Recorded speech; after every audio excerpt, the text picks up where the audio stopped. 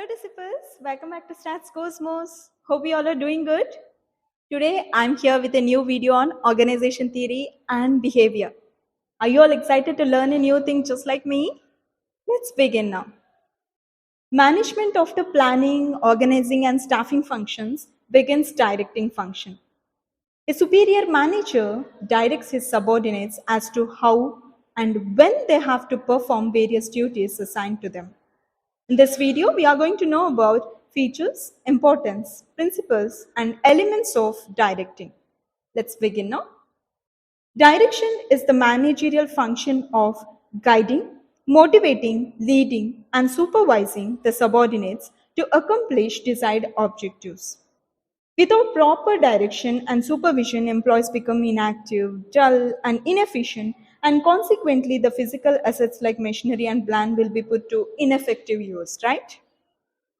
Here is a definition for direction. It is a function of management which is related with instructing, guiding, and inspiring human factors in the organization to achieve organization objectives. It consists of issuing orders and instructions by a superior to his subordinates called as communication, guiding, advising, and helping subordinates with the methods of work called leadership, motivating them to achieve goals by providing incentives, good working environment, etc. Supervising subordinates to ensure compliance with plans. Let's try to know about features of direction. First, it deals with people. It is the process of inspiring people to achieve the goals. However, this is not an easy affair, you all know very well, right? People are having diverse goals and are not primarily interested in enterprise objectives. This makes direction a complex function. It seeks performance. It translates plans into actions. It makes people goal oriented. They also try to integrate efforts at various levels. This helps in securing desired performance at minimum cost. Next, it provides a link. Direction provides an important link between the different functions like planning, organizing, and staffing in an organization.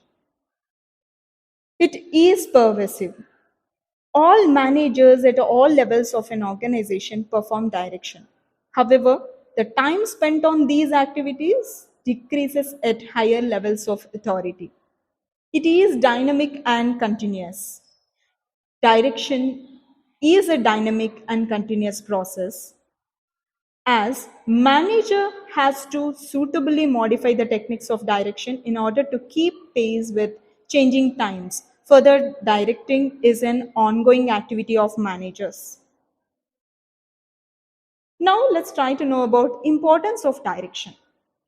First, it initiates action. Through direction, management conveys and motivates individuals in the organization to function in the desired way to get organizational objectives. It achieves integration. Direction secures the wholehearted cooperation of people at all levels through good communication, people oriented supervision, and motivation. It tries to integrate the efforts of individuals in a proper way. Always, it tries to motivate the people. It motivates employees to achieve superior performance. Employees are made to realize that their performance alone guarantees organization success. Direction makes common men do uncommon things. It also facilitates changes. Direction facilitates the changes in an organization, which helps an organization to introduce changes smoothly. It attains balance and stability. Employees are compelled to use the resources judicially and achieve the objectives, and they should achieve a steady progress. This is all about the importance of direction. Next, we'll try to know about principles of direction. First, principle of harmony of objectives. Direction function must resolve the conflict between individual goals and organizational objectives. When both the interests are integrated, contribution of subordinates to the company will be maximum, which leads to efficiency and effectiveness. Second, principle of unity of command. A sound principle of direction is that the subordinates should receive orders from one and only one superior. Why? Because dual subordination brings disorder, confusion, and chaos and undermines the authority of the superior, right? Next, third, principle of direct supervision. Since direction involves motivating the employees towards work, it is almost essential for the manager concerned to have a personal touch with the subordinates and involve in face to face communication regarding work related matters.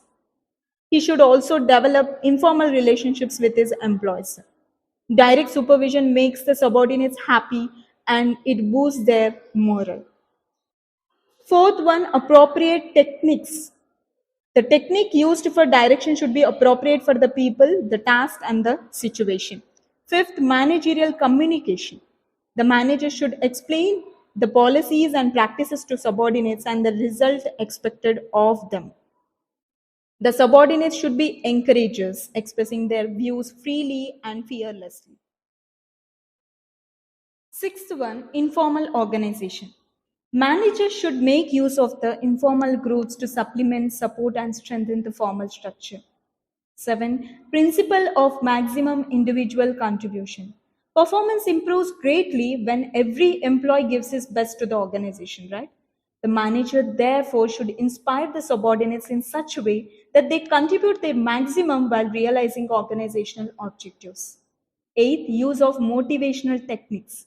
A manager should develop selective motivational techniques such as money, status, job enrichment, etc., so that the productivity and the quality of the commodity produced increases.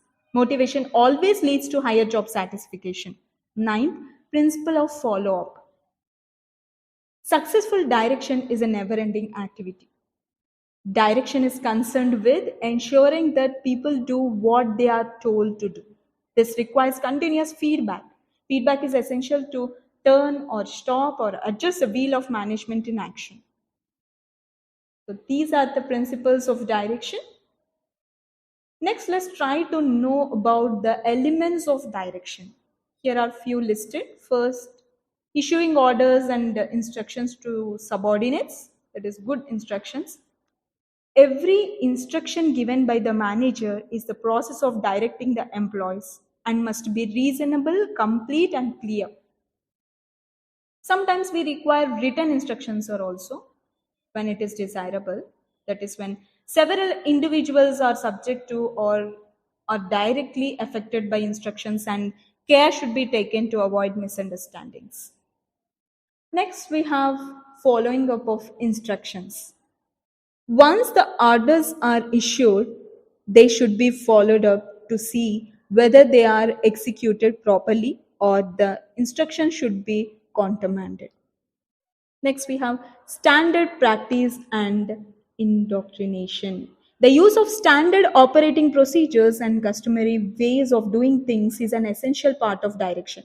Standard practice simplifies the instruction to be given by a manager.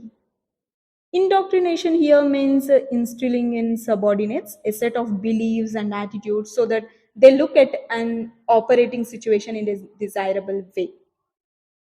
Next, we have explanations. While issuing instructions, the manager should explain why the order is given also. Next and last, consultative direction. Before an order is issued, the people responsible for executing it will be consulted about its feasibility, workability, and the better ways of accomplishing the results. Proper direction helps employees show superior performance. Clear instructions followed by appropriate counseling help employees to remain on track and achieve results without wasting the resources. This is all about directing. We'll be continuing with the next video. Thank you so much all for watching this video.